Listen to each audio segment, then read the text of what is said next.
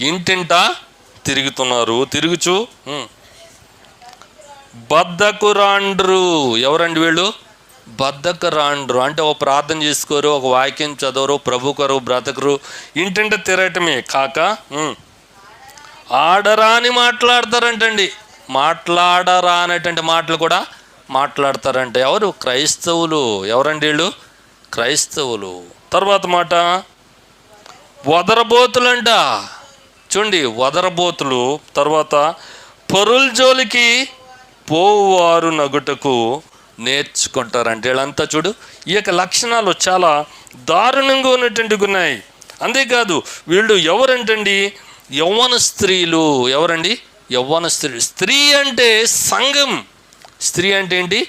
సంఘానికి సాదృశ్యం ఉంది. మరి ఏదో స్త్రీల గురించి చెప్తున్నారు అనుకోద్దండి. స్త్రీ అంటే అర్థం ఏంటి? సంఘం. సంఘము ఎలాగుండాలి?